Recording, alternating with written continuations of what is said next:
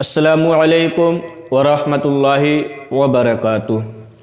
एक इस्लामी भाई हैं जिनका नाम है सलीम अंसारी। उन्होंने सवाल किया है कि अगर हम इमाम साहब के पीछे नमाज पढ़ रहे हैं, नमाज जो है हम अदा कर रहे हैं, अब नमाज मुकम्मल होने के बाद में सब इमाम साहब जो है सलाम फेर देते हैं, तो क्या हमें उसके बाद दुआ मांगना भी ज़रूरी है या नहीं है, या हम किसी मजबूरी के बतहत या किसी जल्दी में बग़ैर दुए मांगा अगर चले गए तो क्या हमारी नमाज पर कोई फ़र्क पड़ेगा या नहीं पड़ेगा, या हमें कोई गुनाह मिलेगा या नहीं मिलेगा।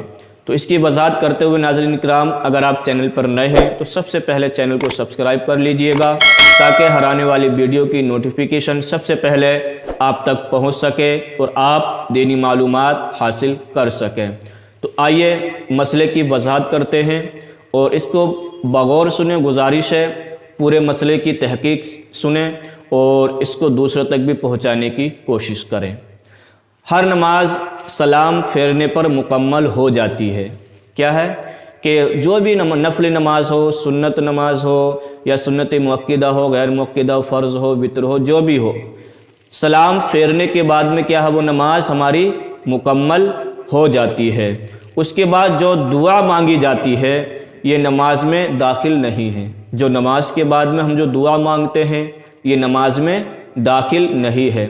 अगर कोई शख्स नमाज पढ़ने यानी सलाम फेरने के बाद बिल्कुल ही दुआ ना मांगे तब भी उसकी नमाज जो है अदा हो जाती है।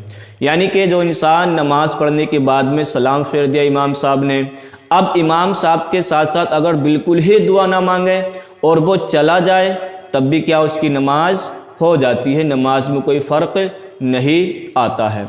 अलबत्ता एक फ़जीलत से जो है महरूमी और सुन्नत के ख़िलाफ़ वर्जी है, यानी कि फ़जीलत से महरूम रह जाएंगे और ये सुन्नत के ख़िलाफ़ है जो दुआ अगर नहीं मांगी जाती है। वैसे नमाज में कोई फ़र्क नहीं आएगा, आपकी नमाज जो है मुकम्मल हो जाएगी, क्योंकि सलाम फेरते ही जो है नमाज जो है हमारी मुकम्मल हो जाती है और दुआ मांगना नमाज में ये शामिल नहीं है। बाज़ जगह देखा गया है कि इमाम लोग बहुत लंबी लंबी दुआएं पढ़ते हैं।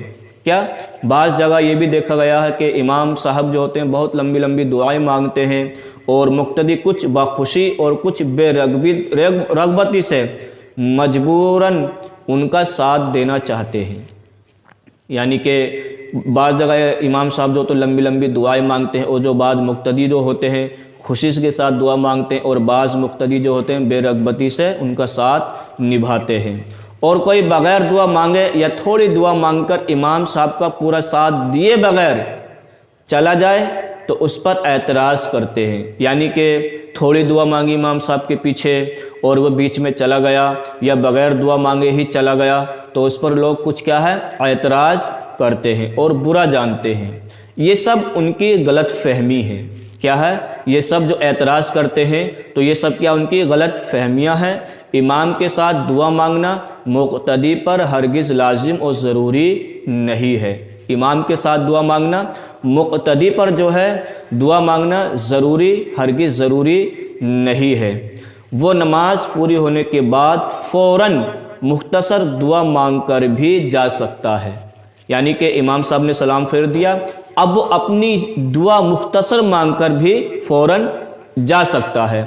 और कभी किसी मजबूरी की बिना पर बग़ैर मांगे दुआ चला जाए, किसी यानी कि इमाम साहब ने सलाम फेर दिया और किसी मजबूरी के बतहत बग़ैर दुआ मांगे वो चला जाए तब भी उसकी नमाज सही और पूरी हो जाती है, नमाज में कोई कराहत नहीं आती है। अगर आप ये हवाला देखना चाहते हैं तो फतावा रज़विया जिल्द नंबर 3 सफ़ा नंबर 278 पर ये मौजूद है। आप इसको पूरी तफसील के साथ में देख सकते हैं। जो लोगों के जहनों में ये सवाल रहता है कि जो इंसान इमाम साहब के पीछे दुआ नहीं मांगता है उसकी नमाज मुकम्मल नहीं होती है या उसकी नमाज में ख़राबी पैदा हो जाती है, तो ऐसा